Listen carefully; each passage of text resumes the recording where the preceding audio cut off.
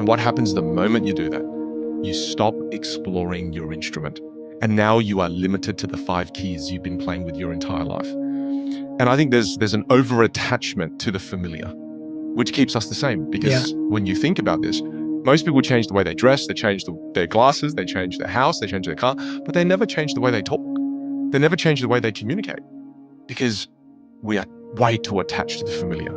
And I say to my students this all the time: don't be so attached to who you are in the present, you don't give the future version of you a chance.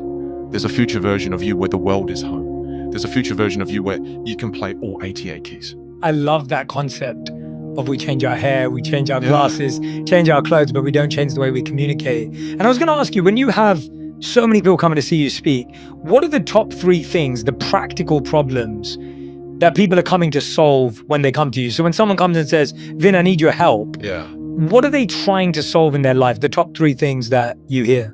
First thing would be, they want to get from stage 1, unconscious incompetence, to, like, you've made me aware of one thing. How can I start to become aware of more things? So again, self-awareness.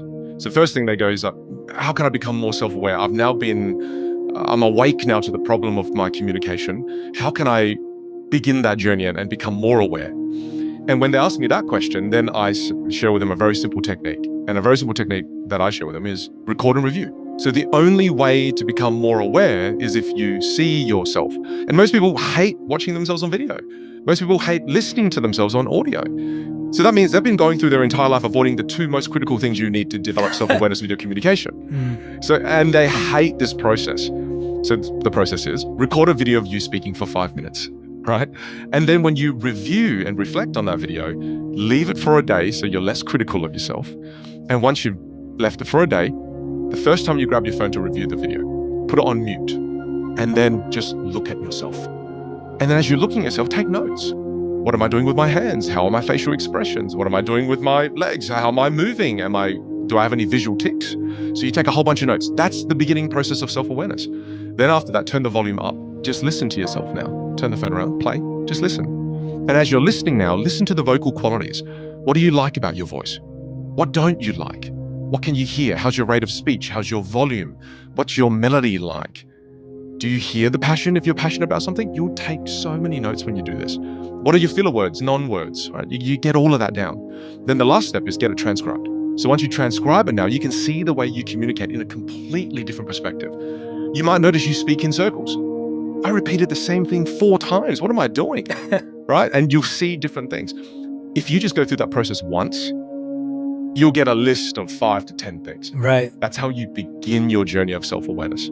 Yet people will resist that because it's too uncomfortable. They'll record it, but they won't watch it. But the ones that do, Jay, I immediately get a DM after. Shock. I can't believe I do X. And it's crazy because I think of one of my students right now where he said, for 6 years, I've been held back in my career because my managers and my leaders say that I lack clarity, I lack authority, and I lack confidence. And he goes, and they give me this feedback, yet they don't tell me what I need to improve. And do you know what I realized, Vin, through doing this record and review process? The one thing that has robbed me of 6 years of progress is my umming and ahhing. I can't believe umming and ahhing has held me back. And he was so frustrated. And I remember I had to tell him, I go, look, I get your frustration, but at least it didn't hold you back for 20 years. And you realized it now. But something simple as umming and ahhing held him back for that long and destroyed his perception of being a great leader. It's kind of crazy. Yeah, that's what I wanted to get to, is that's the problem. I feel someone may see your work and they'll say, well, I don't want to be a public speaker. That's right. That's not the point. The point is there's a promotion that you're not getting because you don't have authority. Or the challenge is you're not able to ask out the person on a date that you really want to take out on a date. Like you don't feel that confidence. Or there's the challenge of you're in a team meeting and you feel like your voice is never heard. People always overlook your opinion. They don't hear you. What are some of those stories that you've heard of people that have had those types of challenges that are coming to you and saying exactly like the one you just told us? You're like, oh, Vin, this is actually solving a daily issue for me. The big one, people keep interrupting me. Not only do they not listen to my ideas, they interrupt me. And then my turn is gone now.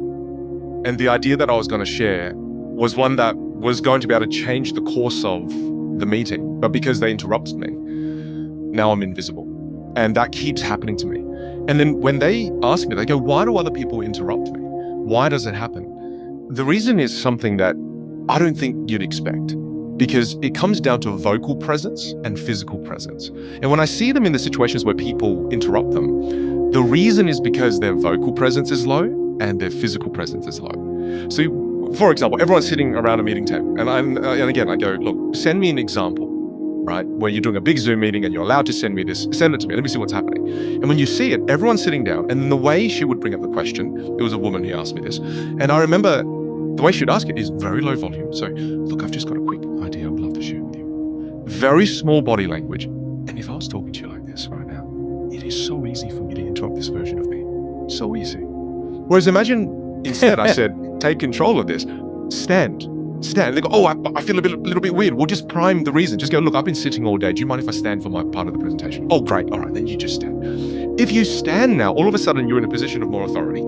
And if you use larger body language, stronger volume, the version of me right now, this version is infinitely more difficult for you to interrupt. Absolutely. It's infinitely more difficult because you've got more authority, you've got more credibility. But again, because a lot of people in those situations fall victim to a lower default volume, a slower default rate of speech, smaller body language, and then all of a sudden people interrupt them. Absolutely. Or talk over them. Yes. Just completely ignored. So I often say to my students, the reason people interrupt you is because you're easy to interrupt. Create a bit of that friction, right? Create a little bit of that authority.